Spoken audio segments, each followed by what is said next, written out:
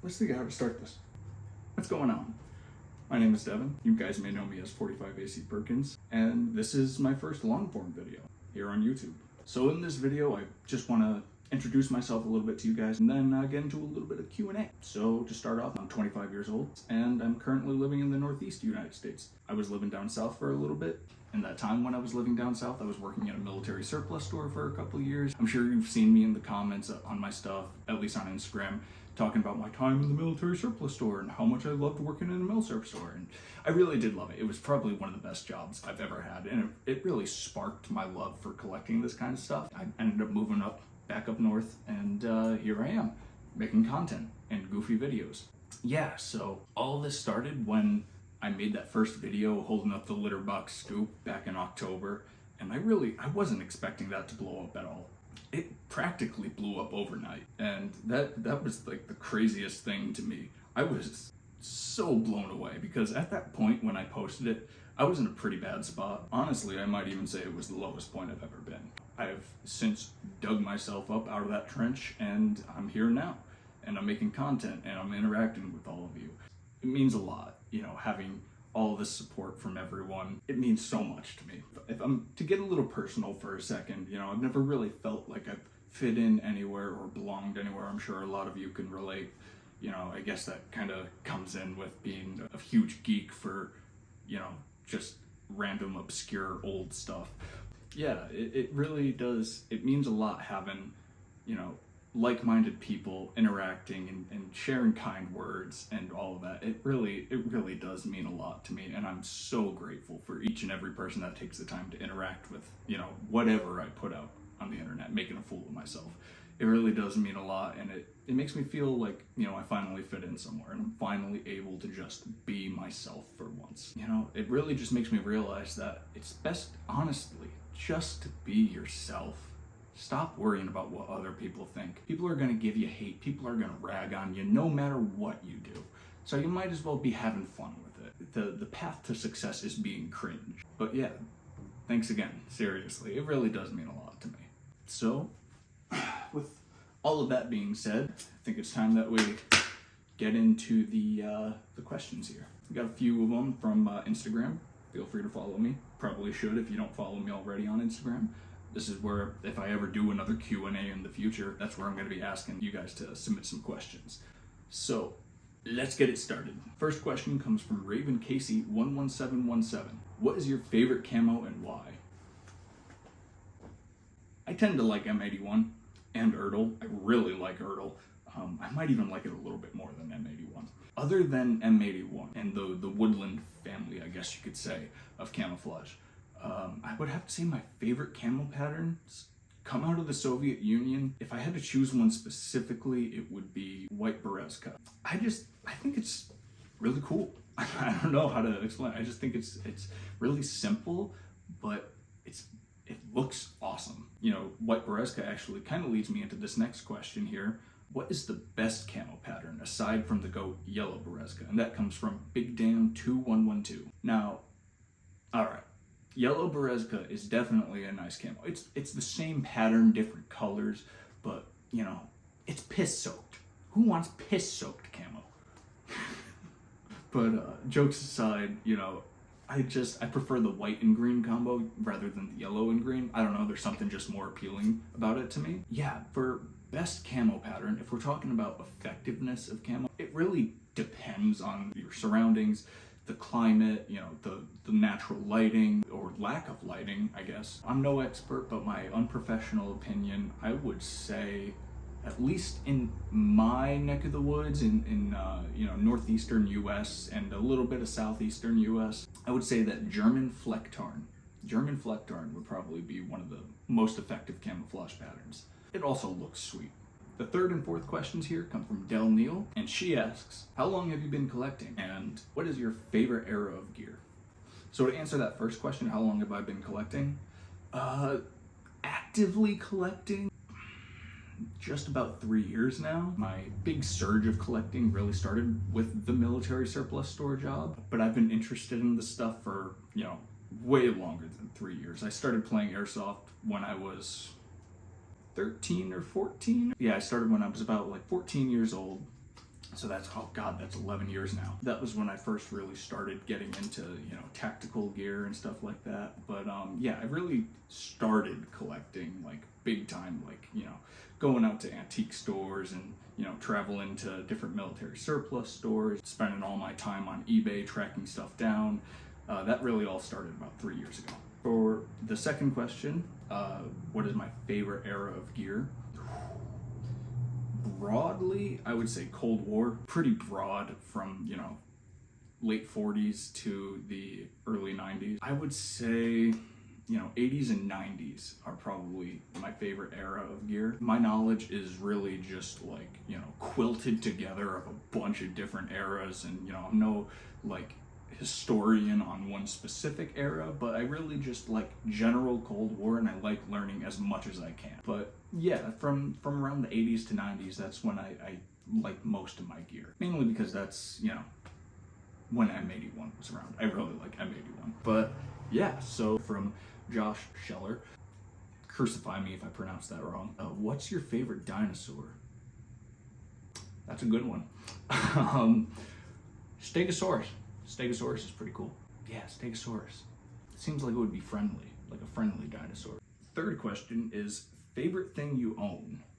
And that's from Alex But Cryptid. That's a good question. That is a really good question. And I'm gonna take this in the general sense because someone asked later what's my favorite piece of milsurp. But favorite thing I own in general. Honestly, I really do like this guy. I like this guy. I've seen this goofy looking Garfield plush just like everywhere. And I finally found one on eBay. I don't know, he's pretty cool. I like him. He's gonna go back there. That's a really hard question, but we'll go with that. Next question comes from Lizards X68, and they ask, is 200-ish a reasonable price for an OTV/IBA? I actually got it right here. This thing is awesome. I love this vest so much. It's so cool. But 200-ish, definitely, especially if it has all the soft armor inserts. I would say if you're looking for one with, the whole shebang, groin protector, neck protector, and you have all the armor inserts, I would pay somewhere, I would say 250 is a reasonable price. So to answer your question, yeah, 200, yeah, all day, pick that up. When you're looking to see how much something is worth, always look on eBay sold listings. Never look at the, what it's currently listed for. Go into what actually sold, what people want to pay for it. And that'll help you get a better idea of, market prices for certain items. Next question comes from the Great White North. When can I sponsor it? Meaning my content. And that comes from Misty Mountain Supply. I don't know, whenever. Go for it. I'll DM you my address. Start sending me shit. I'll make videos on it. It'll be good. It'll be funny. There will be lots of laugh, and you will get lots of money. I hope. Next question comes from JP Banuelos, and he asks, where can I get affordable military surplus as somebody not living in the USA? That's a good question. And that can be a bit of a difficult one to answer. I've never been outside the US myself personally. I would say I can't really speak for South America, but at least for Europe, there are a couple good online retailers. One that I can definitely recommend is Go Army UK. I've seen that, from time to time they get some military surplus, US military surplus on their website, but the biggest thing that goes into that is the US, we have something called ITAR. Basically, that just means that, all the cool stuff that everybody wants, body armor, gas masks, night vision, any form of technology, really, ordnance, whether it be inert or live, you can't ship it outside the US without getting a big slap on the wrist. And I mean a big slap on the wrist. So it's kind of hard to get that kind of stuff outside of the US, and that's why you may not be seeing too much US military surplus outside of the States. I wish I could give you a better answer, but I don't live outside the US, and I really haven't, heard of many ways for people to get US stuff out of the US without doing it illegally. And we're all about legal. So the next question is, can you do a complete rundown of the HECU uniform?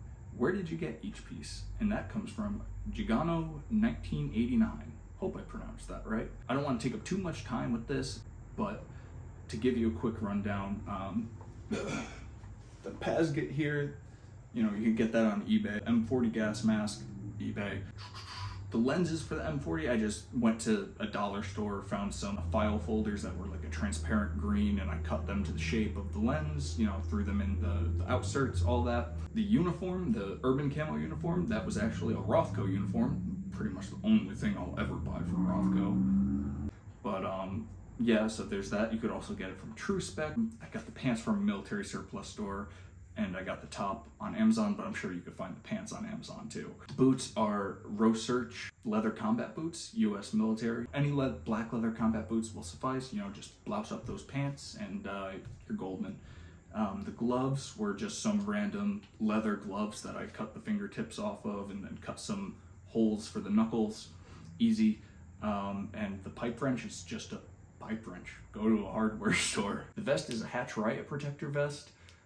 You could use really, I mean, you know, if you really want to get specific with it, this is the vest. I don't know their name off the top of my head. This is the vest that, you know, people seem to constantly recommend, but really any black plate carrier will work. And then, you know, just an Alice rig, you know, cheap, again, on eBay, you know, you get like 6 or so Alice mag pouches, you know, and just adjust it. And yeah, you get the cosplay. It's a really, really simple cosplay. The last question comes from Peter Beeves, 2019. I'm butchering some of these names. I'm so sorry. What is your favorite piece of military surplus? See, I got to it. And what is the next thing you're looking at buying? So to answer the first part of that question, I would say my favorite piece of military surplus is gonna be my Desert Night parka. I love this thing so much. I've got the original liner for it, you know, sewn in some pockets so it's actually usable. And I recently put some Velcro on there so I can, you know, slap my name tape on there. But yeah, I love this thing. I wear it everywhere. It's warm, it's comfortable. I mean, you could take the liner out and even wear it in a little bit warmer than, you know, freezing weather. But yeah, I love this thing. This is my baby. I love it. Actually has a really cool story behind it too. The very first gun show that I worked at, when I was working at the military surplus store, we would go and do the local gun shows, set up a table and all that. This was actually my bonus for working at the gun show. Some guy brought up, you know, the full set. He had the pants, the jacket, and the liner. And he was like, yeah, I don't know what this is worth. I don't know what it is. You know, do you guys just want the set for $50? And we were like, yeah. And then the whole time we had it on the table. Nobody bought it. Had a couple people come look at it, but nobody bought it. And I was just eyeing it up the whole time because at the time my boss knew how much I wanted a Desert Night parka. So I was like, oh, at the end of the show, I'm gonna buy it. I'm gonna buy it. And my boss was kind enough to actually give it to me at the end of the show. And so it means a lot to me. And I don't know, I love it. It's mine.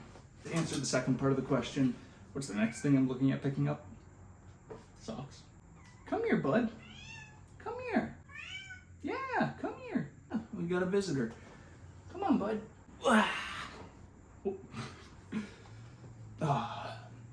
So the next thing that I'm looking at picking up, good question. I really want to complete my body armor collection. The next thing would probably be one of those old Vietnam era USMC flak vests where it zips up in the front. Or if I can get my friend to respond to me, looking at you, you know who you are. It would be the Spear BALCS vest. And I'll throw a picture of that up right here. Those two would pretty much complete my pre-21st century body armor collection. And I think that would be really cool. Oh, my buddy. But yeah, I think that about does it for the video. Thank you guys for watching. I hope your attention span could handle the whole long form content. But yeah, hoping to do some more of this soon. And Merry Christmas. This should probably be going up around Christmas. Take care, everybody. Thanks again for all of your love and support. It really does mean a lot to me, and I'm looking forward to posting some more stuff that you guys hopefully enjoy. All right, take care.